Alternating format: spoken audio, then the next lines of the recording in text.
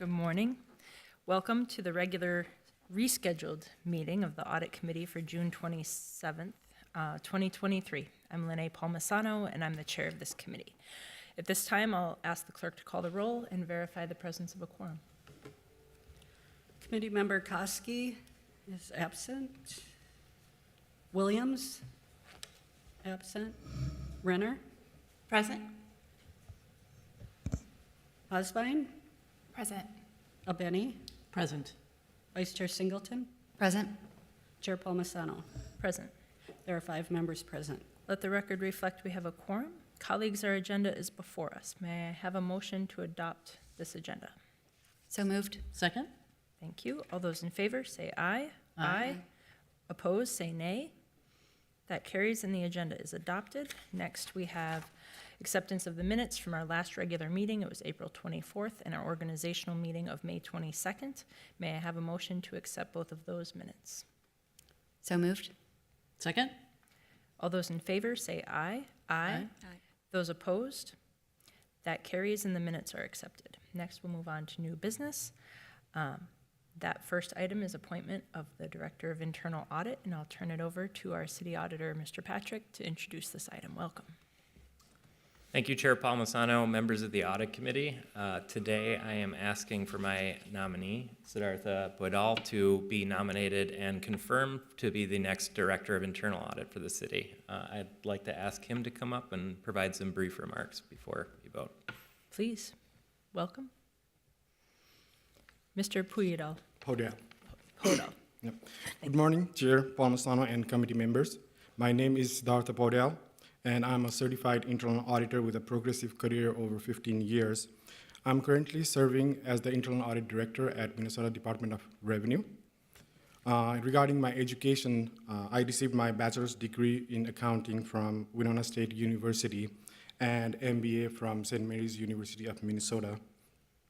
And my prior experience in Office of Internal Audit has been at Mayo Clinic and University of Minnesota as well. Most recently, I graduated from the Senior Leadership Institute program from the Humphrey School of Public Affairs at UFM. Regarding a little bit more background, so I was born and raised in Kathmandu, Nepal, and Minnesota has been home to me for almost 2 decades now, and I strive to be an adaptive leader and truly value diversity, inclusion, equity, and belonging. I come to you with eager anticipation of the great work that we will do together. I look forward to working with you, learning from you, gather your best ideas for how we can take this city to even greater heights. Thank you. Thank you. Do my colleagues have questions or thoughts about this appointment? Not seeing any. Did you want to add anything, Mr. Patrick? Oh, I respectfully ask that he be appointed. So, Great. I'll move to confirm the appointment of Siddhartha Puyedal to the position of Director of Internal Audit effective July 10th, 2023. Could I have a second for that? Second. All those in favor, please say aye. Aye. Opposed? That carries. Welcome, Mr. Puyedal. We are eager to have you. I'm excited. Thank you for your willingness to serve in this role.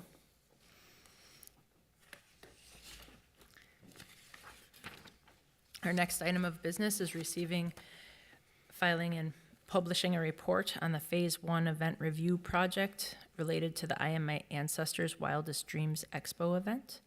Mr. Patrick. thank you, Chair Palmisano. As you recall, earlier in the year, we began a multi-phase project looking at how events transpired, specifically regarding the procurement process for the I Am My Ancestors' Wildest Dreams event. This represents the first in a multi-phase project, a report back, if you will. It's kind of the initial baseline setting of the spending, the contracts, and the events that transpired on a timeline. It really helps us build up that foundation so that future work we do to improve our city's practices has that concrete set of information. To that end, because we desired a truly independent initial look into this, we worked with our firm and partner Baker Tilly on the project. They handled the work and are here today to present their results of this initial portion of the multi-phase review. Tim Bonsina from Baker Tilly will be doing the presentation, and I'd ask him to come up to the podium now. Welcome, Mr. Von Sina. Thank you.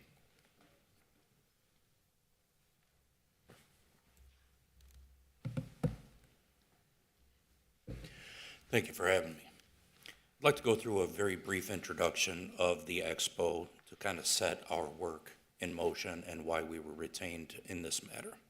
In celebration of Black History Month, the city's Race, Equity, and Inclusion and Belonging Department hosted an expo titled, I Am My Ancestors' Wildest Dreams at the Minneapolis Convention Center on February 25th, 2023.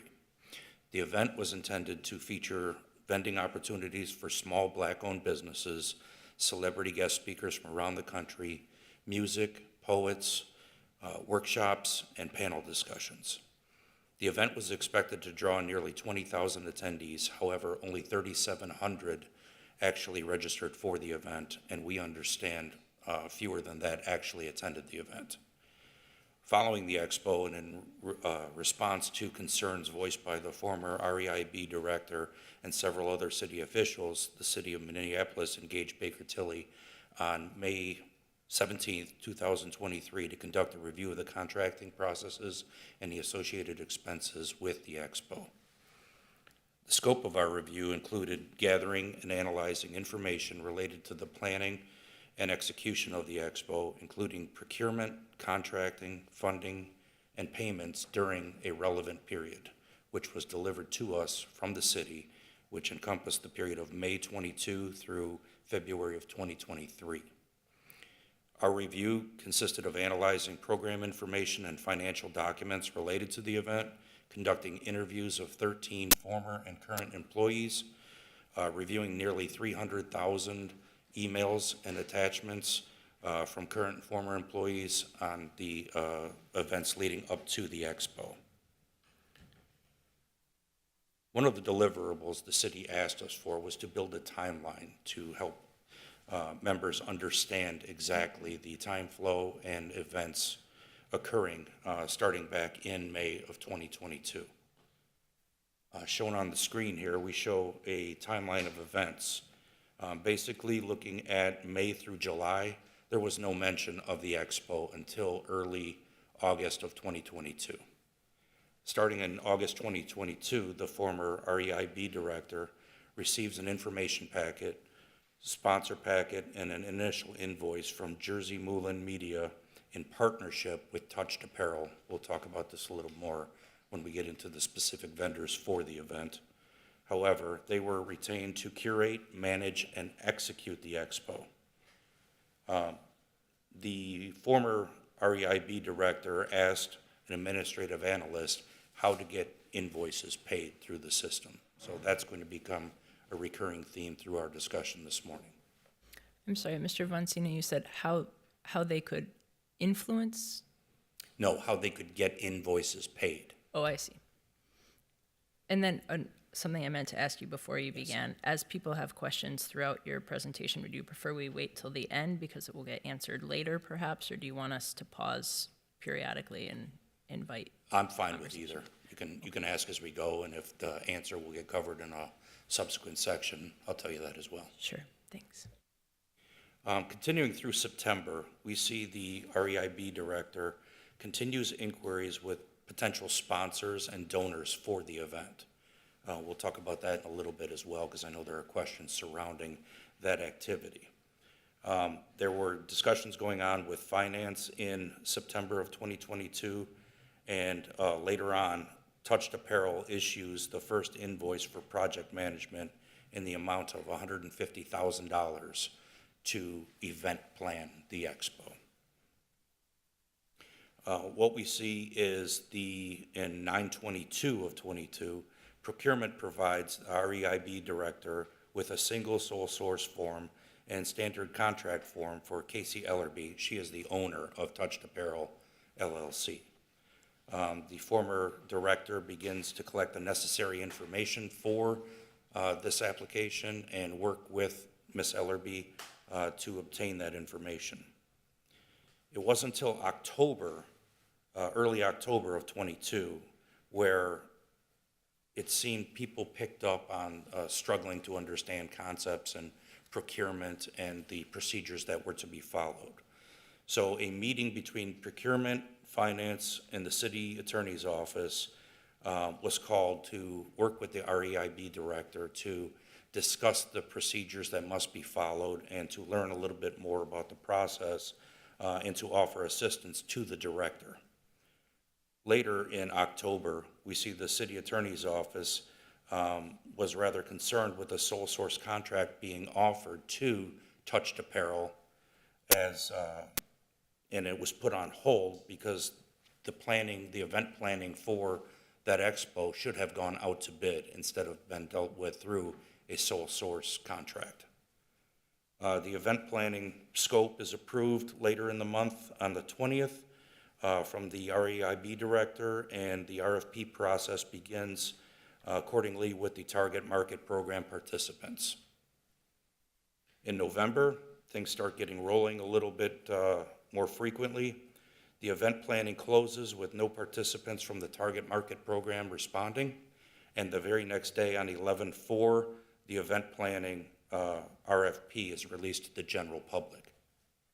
What we see on 11/7 are 3 proposals are evaluated for the event planning contract, and then on 11/15, the following week, we see the meeting between the city attorney's office, finance, the REIB director, and the interim city operations officer regarding the topic of soliciting donations for the event. So a meeting was had in that regard. Following that, the following week, right before Thanksgiving, Touched Apparel was selected as the contractor by REIB. Procurement approves the Touched Apparel contract, and that was in the amount of $175,000. And that was on 11/22, the week of Thanksgiving. In January, we see an RFP being released for registration and ticketing software. There's other RFPs being sent out for procurement purposes for the hiring of artists and talent for the expo. And later on, we see procurement mentioning to the city attorney's office that REIB plans to use ARPA funds. So that was a topic of discussion as well. The former REIB director and Ms. Casey Ellerby, also known as Jersey Moulin, received an MSA and statements of work from Chrome Expo Services at the convention center to handle the build-out of the convention center space for the expo. Mr. Vancina, is it possible your slide didn't advance? Yep, sorry about that.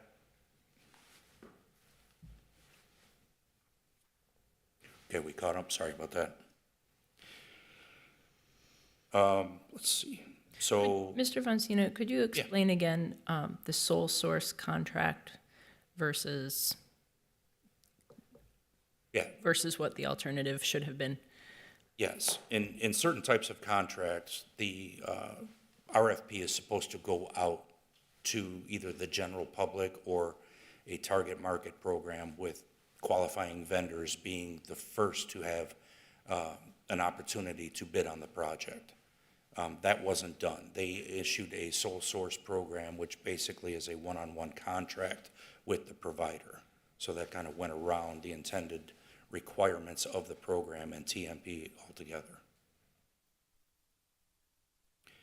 So trying to get a handle.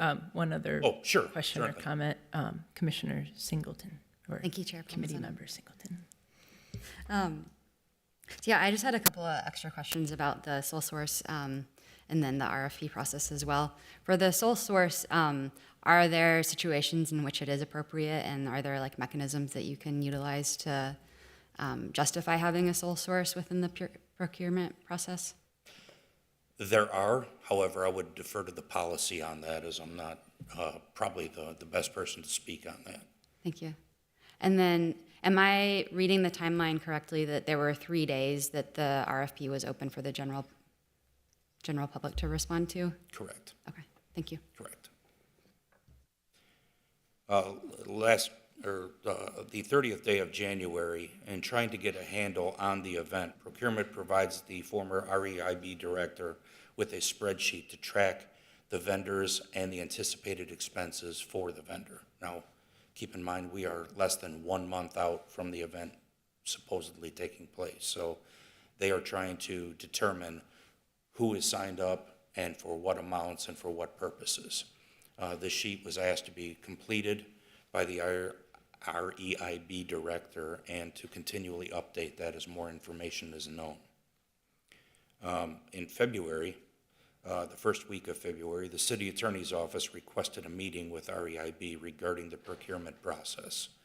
It's been discussed in correspondence that there were issues with following protocols and things of that nature, so that was the reason behind the meetings.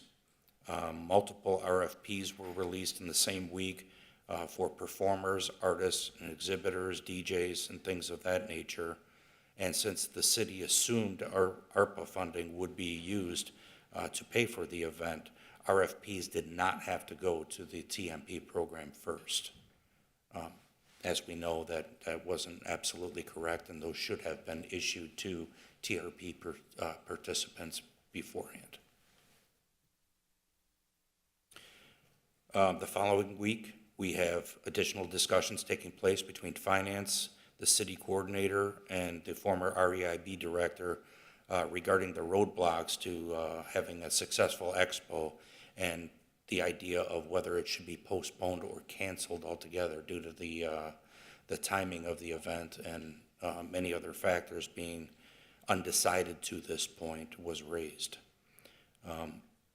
Following week, we see all proposal responses for the expo were sent to the former REIB director and review for the contractor selection. Following this, we see additional meetings taking place.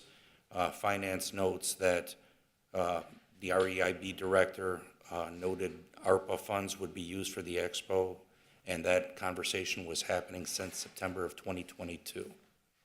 Again, that did not take place in the end, and 100%, as I'll show you, 100% of the funds for the expo were taken from the general funds. The Touched Apparel contract was amended and executed to expand the scope of services and increase the contract amount from $175,000 up to $242,000 3 days before the event. The Chrome Expo invoice is approved for payment on the same day using general funds based on the master services agreement and statements of work provided, and signed by the REIB director on 2/10. On 2/25, we note the event actually was held at the convention center, and following that, anywhere from 2/22, 3 days prior to the event, and up to 3/3, which is almost a week following the event, contracts were still being executed. Post-event, I want to stress that. So that's a brief timeline of what happened. We were asked to prepare that, of course, tried to make it as succinct as possible. There's a lot of correspondence in there, but that kind of shows the timeline. I think it paints a picture of some confusion on the part by the REIB department and following protocols and things of that nature. And then additionally, we were asked to provide our findings and observations on anything that stuck out in terms of abnormalities, anomalies, and things like that that we noticed through the course of our review. Mr. Von Sina, Yes. pertinent to this RFP process, who was in charge of this RFP review? Was the REIB director in charge of this review? Did she participate in the review of these contracts? Yes, to my understanding, she was the authority in regard to the RFPs. Now, when it would go out in terms of contracts, there were certain departments that had sign-offs in particular orders that are noted throughout our report that protocols were supposed to be followed. But the REIB department did play a role in the review of these RFPs. That is correct. Thank you. So one of our findings was looking at the funds for, whoops. And I'm sorry, Committee Member Hasbean has a question or comment. Thanks, Good. Chair Palmisano. In terms of the 3 days and the 3 bids that were received, was Touched Apparel one of those bids? I want to make sure I answer this correctly for you.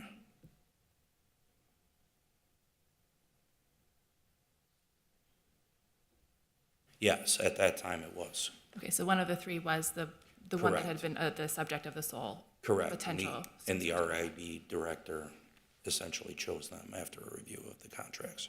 Okay, and there, I think maybe asked and answered, but there was no other parties as part of that review of those 3 bids?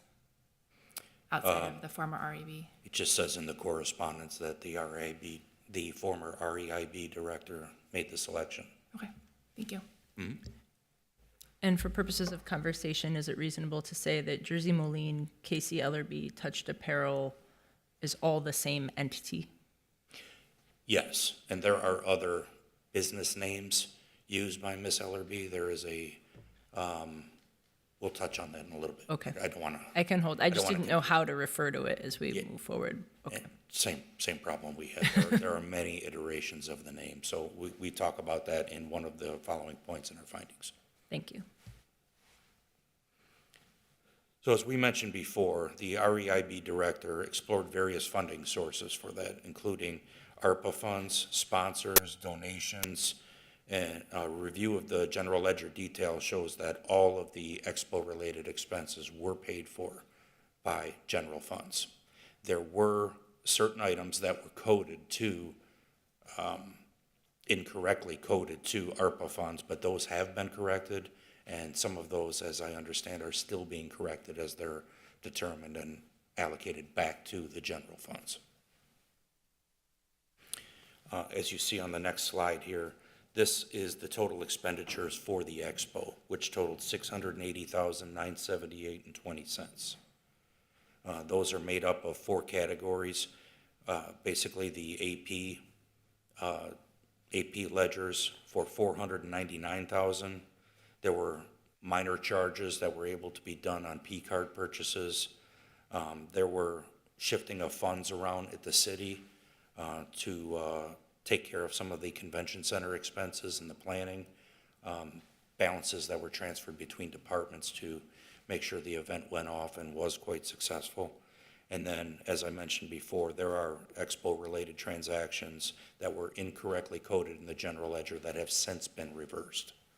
So in total, looking at just short of $681,000 was spent on the event.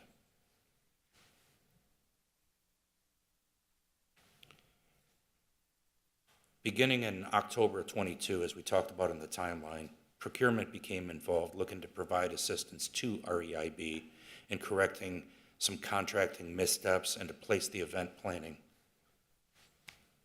Thank you.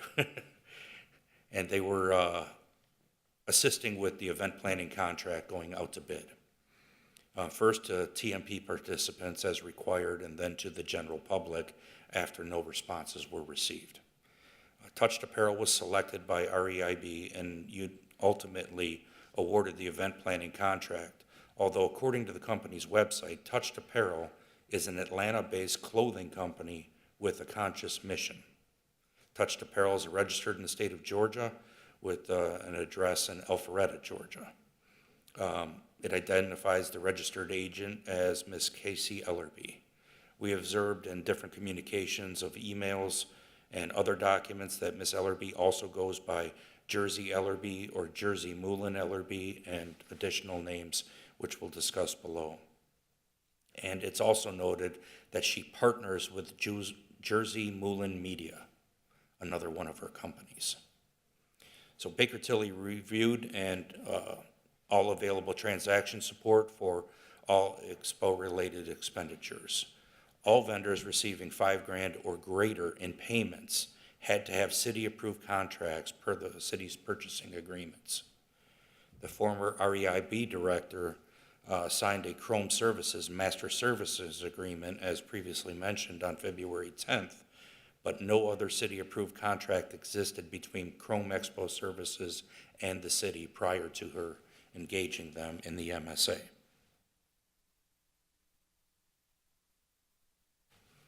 Per protocol, contracts were not released for signature until proof of insurance was received. As of February 22nd, 3 days before the event was scheduled to go off, only 3 vendors had been able to provide proof of insurance. So those are the only 3 vendors that contracts were released for signature at the time. We understand the remaining vendors did not or could not provide proof of insurance for their business activities. Excuse me. Touched Apparel agreed to cover the vendors under its insurance policy, so the city would release the contracts for signature. And we noted as a result of that, several contracts were fully executed in between February 22nd and all the way through March 3rd due to this reason. Based on a review of the information, we also found that there was no detailed plan for the Expo. Normally, you would expect to see a timeline, listing of vendors, types of services to be offered, what supplies are necessary, the funding or budget needs, and things of that nature. There was no evidence in the information provided to us for review. To get a handle on the event, on January 30th, procurement provided the former REIB director with a spreadsheet to track the vendors involved and the expected costs for their services in relation to the Expo. Again, as we showed, the actual cost of the Expo was just short of $681,000. And again, in the spreadsheet provided by procurement to the REIB director, she had indicated that the $761,000 shown on the slide here was the expected charge for the associated vendors. The next point we realized was one of the hallmarks of the Expo is to feature local small black-owned businesses from the Minneapolis and St. Paul area. However, we saw that 28 of the businesses out of the 63 vendors shown on the screen here were outside of Minnesota altogether, so not being local to the market. Mr. Von Sina, in this table, you represent things by state. You just mentioned that the goal was Minneapolis and St. Paul, local black vendors. Do we know within the state of Minnesota how many of those vendors, it looks like 35, met that criteria or that goal? That's correct. 35, and the amount paid by the city was $229,000. To vendors in Minneapolis and St. Correct. Paul specifically? Correct. Okay, thank you. Or at least in Minnesota. Well, that's what I'm trying to differentiate is we're using city money. Is it going back to our city or is it going to the state at large? I would have to check on that. I don't want to misstate any testimonies. The more concerning piece is obviously the out-of-state vendors. I was just curious. Yes, and it's unfortunately the majority of the cost went elsewhere other than the state of Minnesota, and even more so not in Minneapolis or St. Paul area.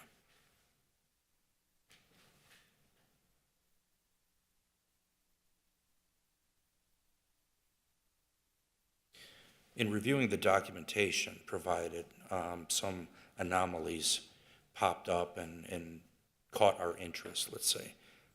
We observed multiple vendors using the same invoice template.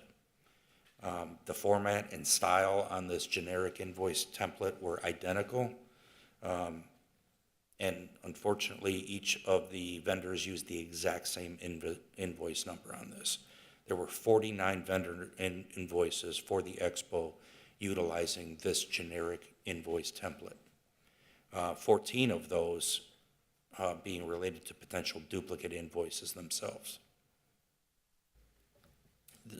We saw that, Mr. Von Sina, in the report that we had a little bit of a chance to review in advance.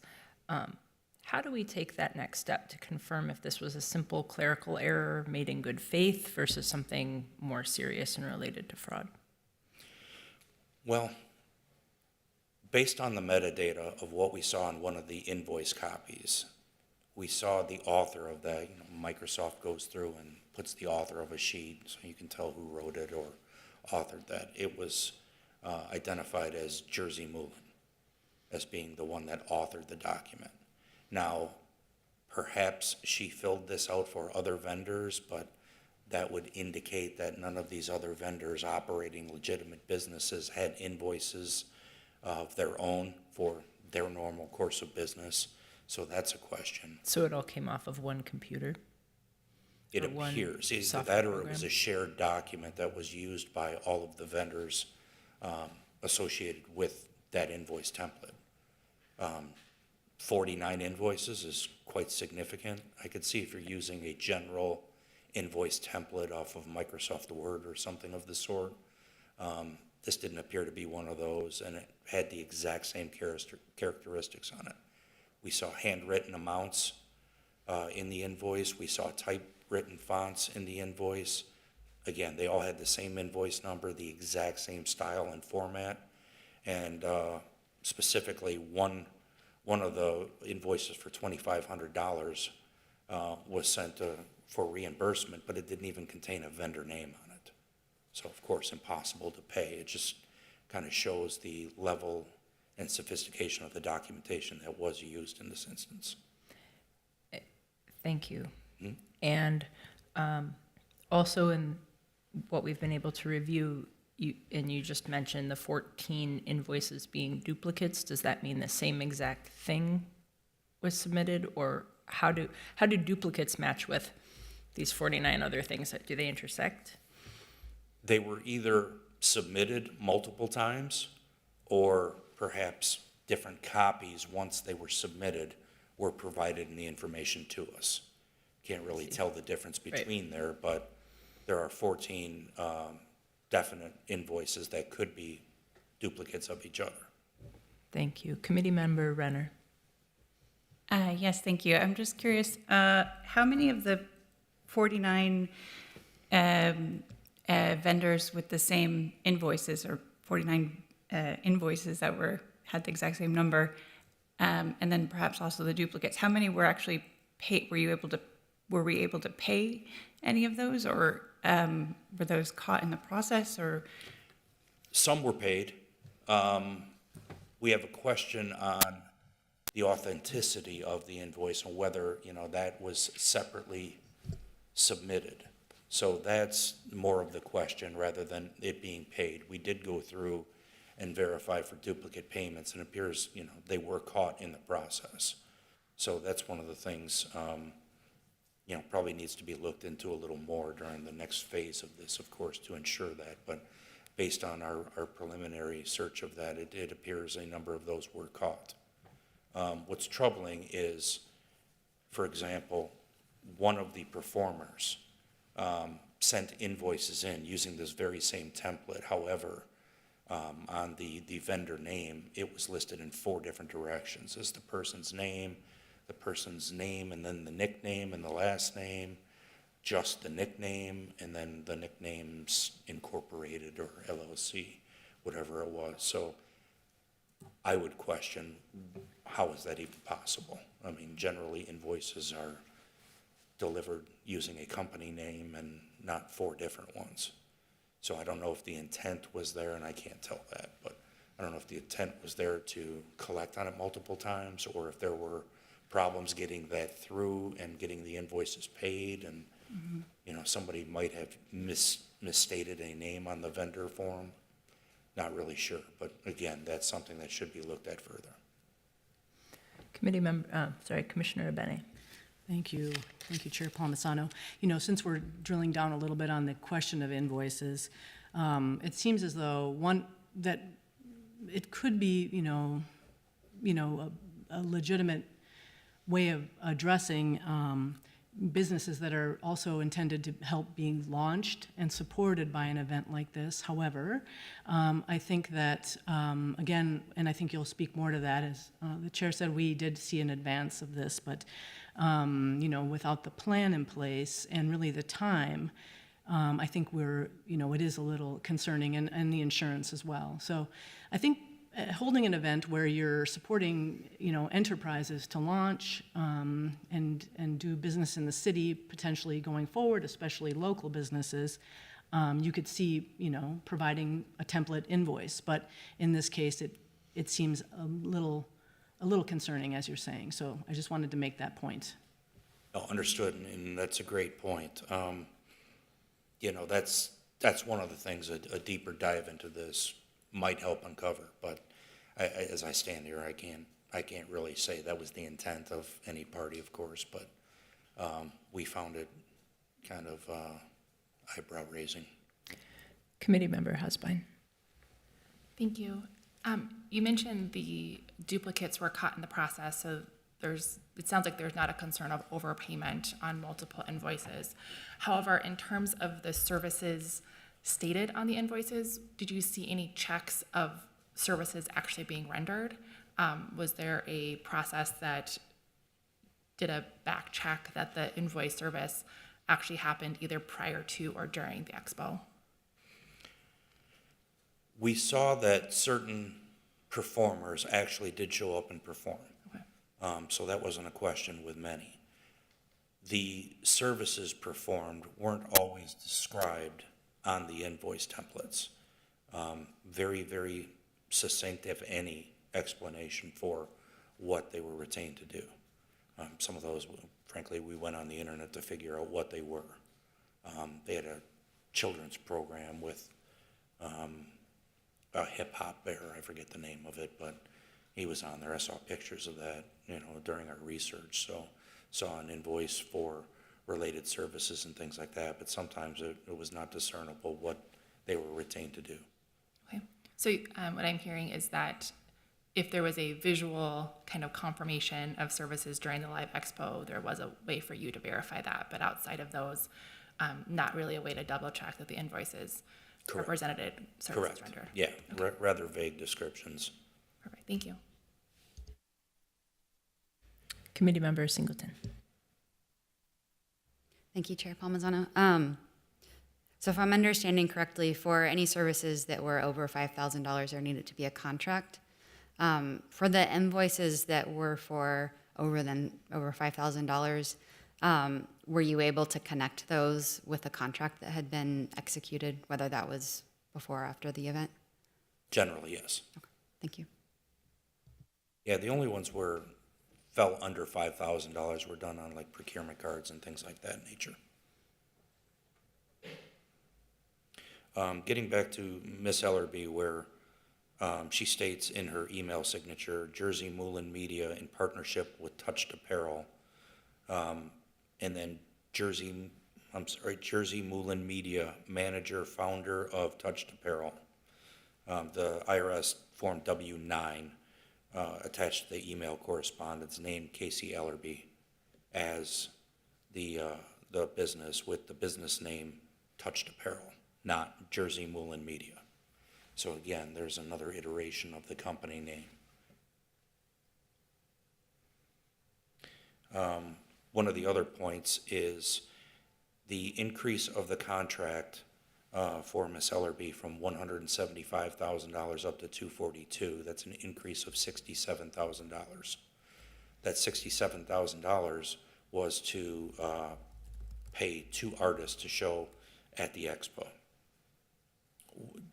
The protocol that was to be followed according to the agreement with Touched Apparel and the performers was to get 50% of the money up front, and the other 50% remaining would be paid within 3 days of the event.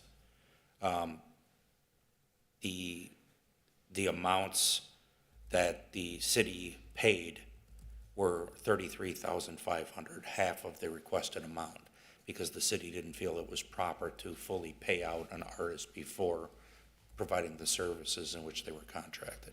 Makes sense to me.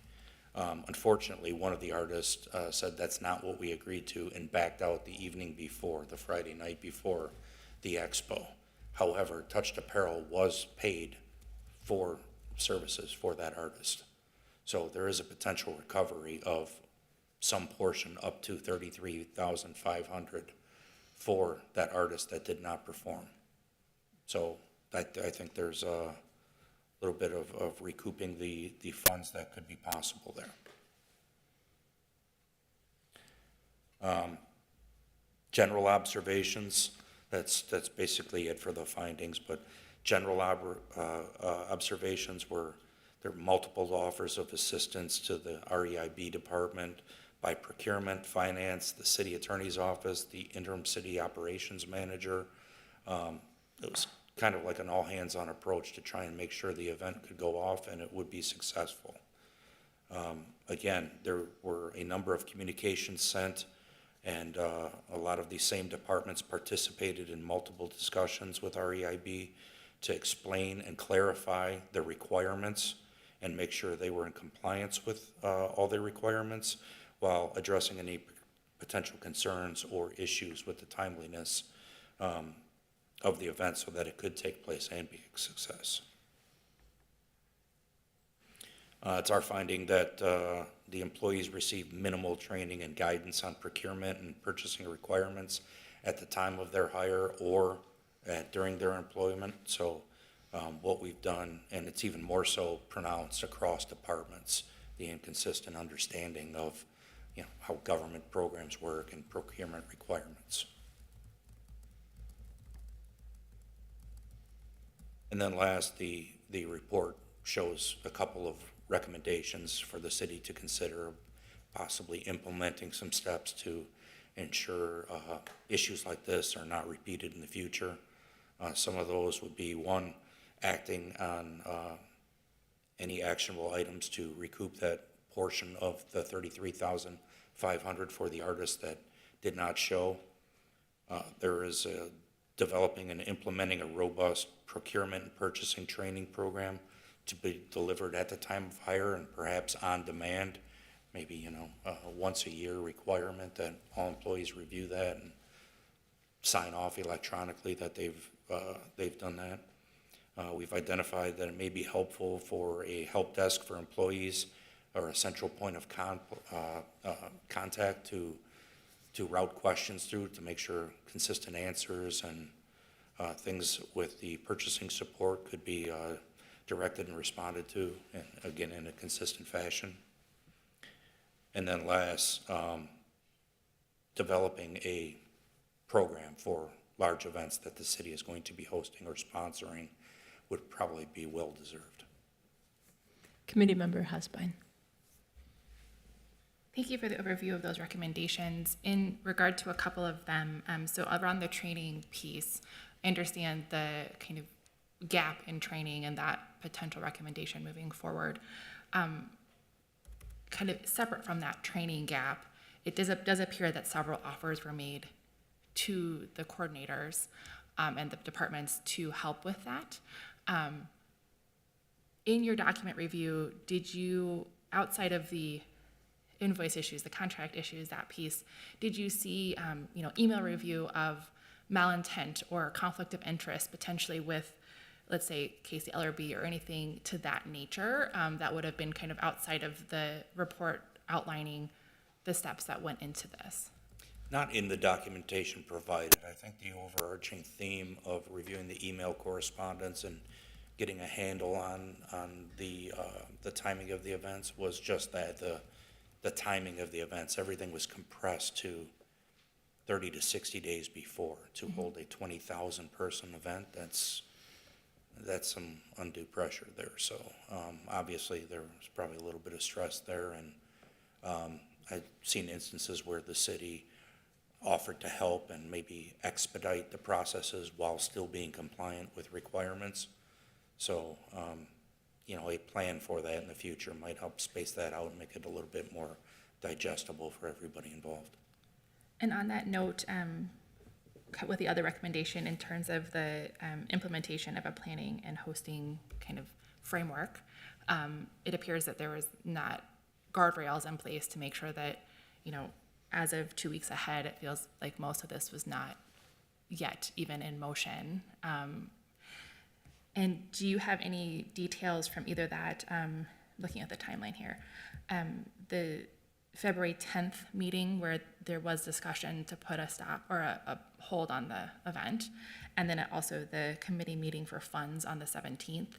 Are there details there where any additional documents were requested about the planning? Or do you have any details of what transpired at that February 10th meeting to have this event move forward with so much unknown? Yeah, I would have to refer back to that for specifics, but I do know a conversation was held about, look, we should consider either canceling or postponing this event because of the timing issues. And I believe the response from the former REIB director was it was important to tie this to Black History Month. So the idea of postponing this into future periods or another month was not welcomed. Thank you. I do want to just say in full disclosure that I was part of some of those meetings in February, and those things were discussed. I wouldn't say that additional documentation was asked for, but it was pretty well reported in MinPost and other places. There were even recordings that were taken and given to the press about some of those closed meetings. So that information is out in journalism locally. Committee Member Renner. Thank you. In terms of the recommendations, I just wanted to go back to the beginning, sorry, but the RFP process. I'm wondering, you mentioned that the Touched Apparel is a Atlanta-based clothing company and was selected through an RFP, eventually through an RFP review.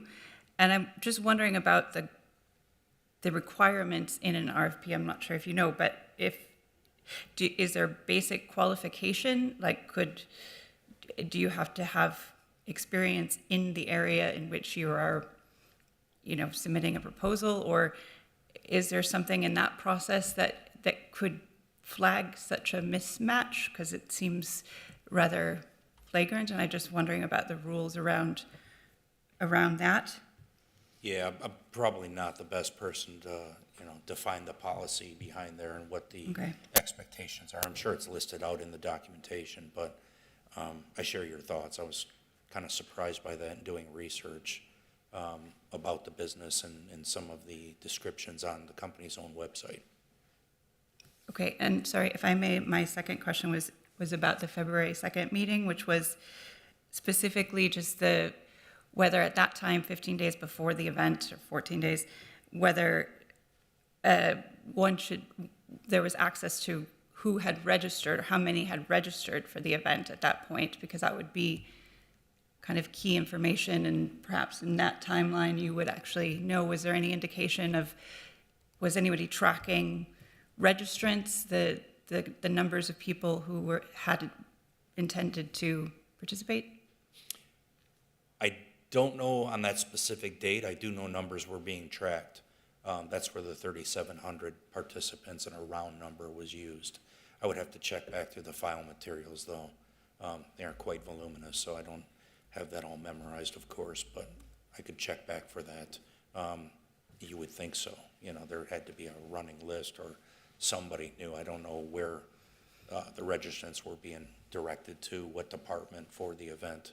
Or that, but you would think there would have been some tracking device or mechanism in place. Thank you. Commissioner Benny. Thank you, Chair Palmisano.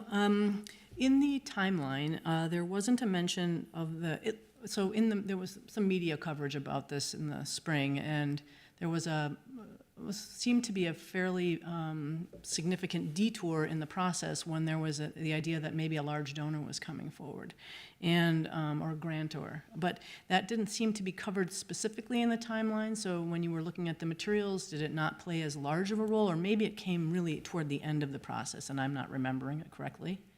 Yeah, again, we were retained on May 17th, just roughly a month ago. Looking back through the information, saw information on that potential large donor. I think that was dismissed in several media reports I've read. Sorry. So it wasn't in line with the process. I mean, your timeline is up until the event, essentially, maybe till the 3rd when the invoices were paid. Maybe that came later and was just discussion. I don't remember. I don't know if there was internal discussion at the city about, this is happening. Yeah, not that I've seen. Okay. I do know what you're talking about, though, and recognize I read the same. It turned out not to be true from what I understand later, that there was no indication of a very large grant or donation or anything like that. And that's just one of many different sources that were explored for this expo, between the ARPA funds and, things that were restricted. So there was lots of ideas kind of bandied about. I see, that's initial really stages. helpful. And then I wanted to just maybe comment a little bit on the recommendations. You know, I think, so I work in a large public sector organization in my day job, and I deal with procurement, and you could train me all day long on procurement for 2.5 decades, and I still really need the support of the department that manages procurement. So other than, I think, a training program that just says, you don't go it alone, work with the department that specializes in this, should be all the training I think a city employee would need, in my opinion. So that's one thing, but a help desk is kind of an interesting idea. And then the other thing is also some kind of a program for events, as you say. And in fact, I would even go a step further that says that that type of program could actually explore essentially assigning a project manager to a department director. Because a department director, I think, trying to function as a project manager is not maybe the best way forward for something like this. It's just too specialized a set of skills that you need to produce a function like this. So those would be my comments as this continues. Yeah, certainly. And we've seen that adopted in different organizations before, where they've actually come up with teams, said no matter what event was being planned or which departments were involved, there would be a key representative from procurement, for finance, the actual department hosting the event, and you know, any other departments that needed to be there. But they work together as a team, and all 4 of them, 5 of them, whatever is necessary, need to be involved. And there's no singular departments kind of trying to pull together everything, because it does get confusing. I'll admit, you know, and with restrictions and resources, do more with less. I mean, you've seen the problems yourself, I'm sure, in your role. I'd put myself in queue just to mention that finance has indicated to me that they think that we deducted the $33,000 from a payment to Touched Apparel. The Pinky Cole amount of money that was mentioned a little earlier might want to be recouped, so they are double checking on that, but I just did want to mention that outright, that they believe it was done, that we deducted that from an invoice to Touched Apparel later on. Yeah, I would be interested in finding out the answer to that, because based on our research, it's still out there. Okay, thank you. Committee member Singleton. Thank you. I had 2 follow-up questions. One is that there was some discussion of ARPA funds being considered being used, but ultimately all funding came from general funds. Correct. It sounds like. Could you describe, and ARPA is American Rescue Plan Yes. funds, and what are the criteria for when ARPA funds can be used, and like, can you explain, based on what you reviewed, why ARPA funds were talked about being used but were not ultimately used? That is probably a question for somebody that speaks to policy a little better. I know there are restrictions with the program. I know what the program is, you know, 1.9 trillion or whatever. It's a huge program that compensates, and the money is dispersed to other entities. But as for the particular restrictions and why it can or can't be used, I'm probably not the best one to speak to that. Thank you. And then one additional question that's more, I guess, factual. Do you know, and I understand if you don't, but how the channels through which the RFP was distributed, and how it was disseminated and publicized? Originally, Originally, yeah. I do not. Okay. Thank I you. would have to check back through the file materials. Thank you. I want to just mention, and I don't know if the city auditor wants to comment on it, there's different auditing kinds of requirements with ARPA dollars versus general fund dollars. You know, they meet public purpose in different ways. The intent of ARPA was truly recovery act programming, and it needs to be, it's more of a federal audit, where the general fund is city dollars and is audited by the city, and then through our state auditor has that kind of an oversight mechanism.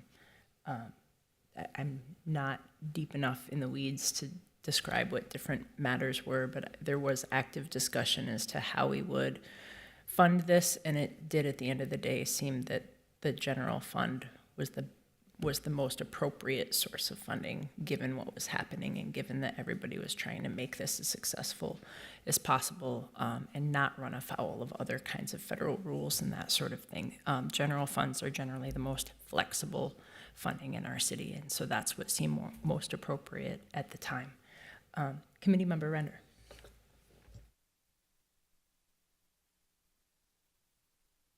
Sorry, my mistake. It was accidentally up.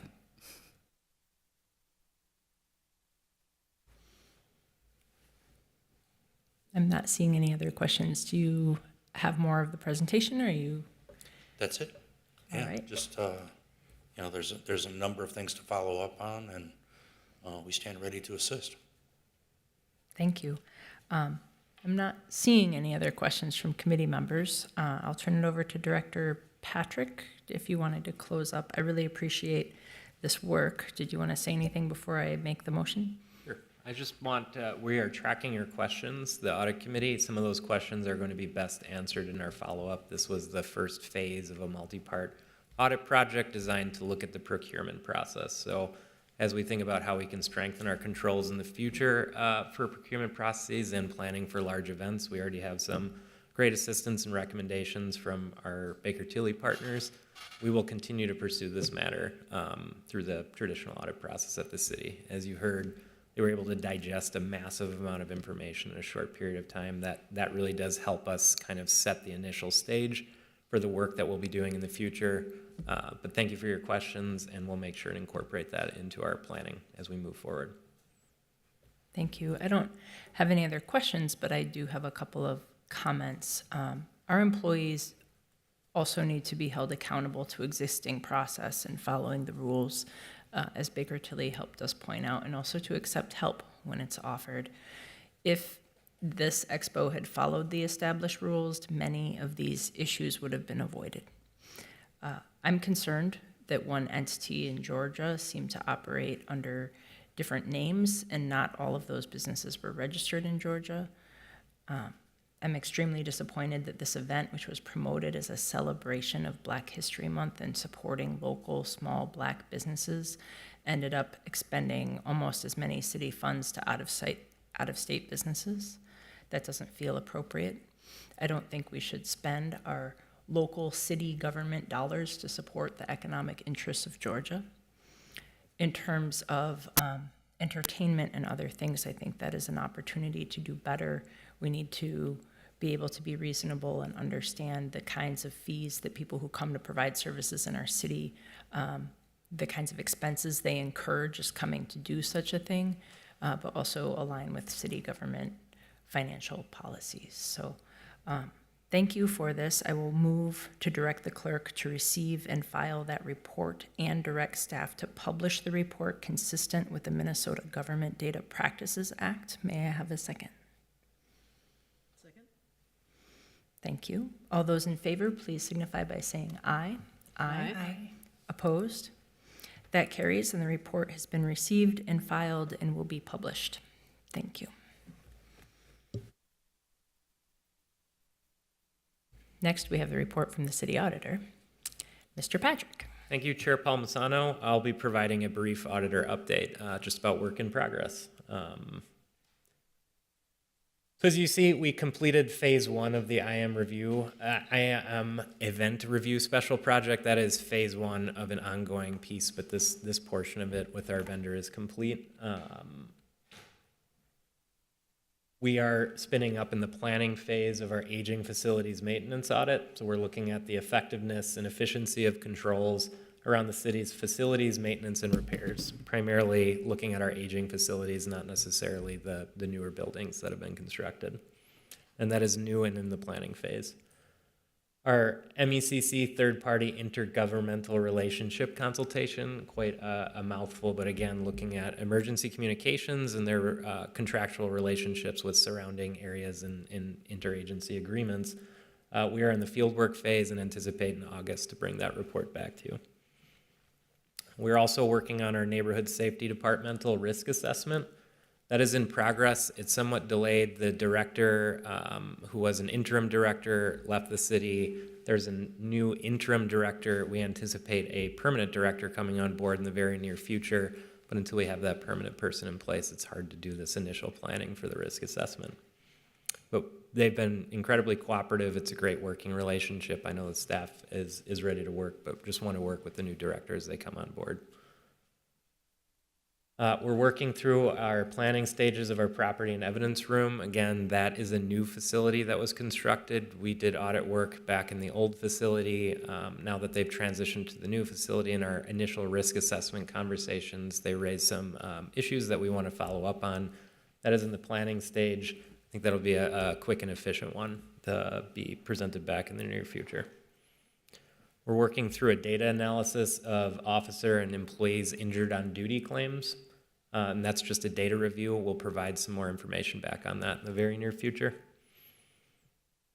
We're working through our required biennial body-worn camera audit and automated license plate readers. Again, that is the state law requirement that we every other year audit the Minneapolis Police Department's body-worn camera compliance and automated license plate reader compliance with state law. So this year it's MPD, next year it would be the Park Police Department. So you see these year by year for the new audit committee members, but it's really touching on state law compliance. We have 4 open fraud, waste, and abuse investigations. Again, we don't share the details of investigations in public. This is more a note so that the audit committee members see that we are working on other things beyond what you see in the audit reports themselves. Prior audit issue follow-up. We have 25 open audit issues with 12 overdue and some invalidation in progress. I'd say that the bulk of the overdue audit issues, many of them pertain to the mobile device management audit and the HR audit. We have been in conversations with both, or meeting with HR later today. We understand there's been significant progress on closing those audit issues. So hope to have more information on that at the next audit committee meeting. But that would address a number of the overdue and perhaps also open audit issues that you see here. Mr. Patrick, because of the last presentation and because it seems that there would be naturally follow-up to some of the things presented from Baker Tilly today, what do you think would be the timeline of that follow-up from a investigation perspective? Because it would land in your team. Bucket. Absolutely, Chair Palmisano. We are digesting this report and the associated information as well. So we received this report not long before this meeting. We really wanted to make sure that this was an independent report. So throughout, while we got check-ins on work in progress, we weren't asking for the details of the work because we didn't want to be seen as putting our hand on the scale in any way or guiding the people doing the work in a certain direction. So now that we have this information and it's to us in a really tangible way, we can begin that process. It's going to take some time to figure out what the scope and extent of that will look like. We'll be providing updates at the next audit committee meeting on how we've approached this work, knowing that the phase 2 is essentially beginning now. Thank you. Any questions or comments from my colleagues? No. That is our work in progress. That's great.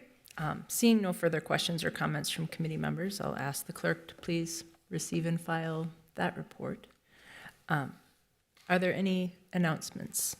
I did want to mention that Councilmember Koski isn't with us this morning because she is here in the building doing our COO interviews, and we've asked her to be part of that process, and I appreciate her being part of that process, but that's why she's not able to make committee this morning. Seeing no further business before us, I will, without objection, declare this meeting adjourned. Thank you, everyone.